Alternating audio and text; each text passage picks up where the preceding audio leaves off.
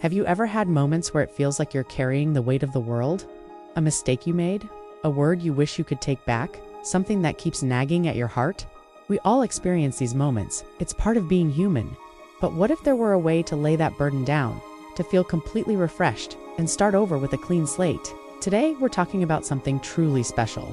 Something that offers exactly that. The Sacrament of Reconciliation, also known as confession. Now, for some, the idea of going to confession can seem a little intimidating. You might think, why do I have to tell my sins to a priest?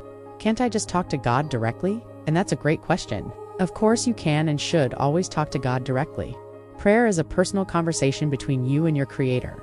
But reconciliation offers something unique and powerful. Think about it this way. When you hurt a friend, you don't just think I'm sorry in your head. You go to them, you look them in the eye, and you say the words. You hear them say, I forgive you. There's something incredibly healing in that tangible human exchange. Confession is like that, but on a divine level. Jesus knew we needed this. He knew we needed to hear the words of forgiveness spoken out loud. So, on the evening of his resurrection, Jesus appeared to his apostles and said, Peace be with you. As the Father has sent me, even so, I am sending you. Then he breathed on them and said, Receive the Holy Spirit.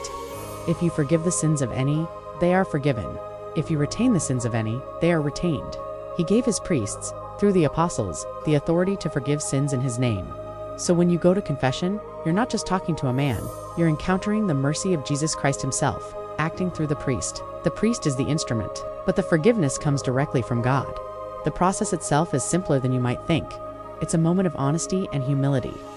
First, you take some time to reflect on your life, to recognize the times you've fallen short. This is called an examination of conscience. Then, in the privacy of the confessional, you speak with the priest. You don't need to be afraid or embarrassed. Remember, priests have heard it all, and they are bound by the seal of confession, meaning they can never, ever reveal what was said for any reason. It's one of the most sacred trusts in the world.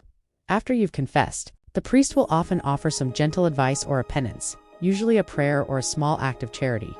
This isn't a punishment. It's more like physical therapy for the soul, helping you strengthen your spiritual muscles and get back on the right path.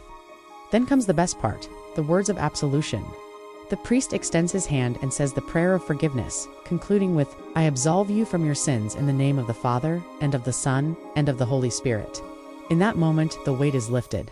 The guilt is gone. You are reconciled with God and the community. It's a profound experience of peace and spiritual renewal. You walk out of that church feeling lighter, freer, and filled with God's grace to start anew. The Sacrament of Reconciliation is an incredible gift of love and mercy. It's not about shame or judgment. It's about healing, forgiveness, and the joy of a fresh start. If it's been a while, or if you've never been, I encourage you to consider it. It's a powerful way to experience God's infinite love for you, personally and directly. Thanks so much for watching today. If this video was helpful, please give it a thumbs up and consider subscribing for more content that explores the beauty of our faith. God bless.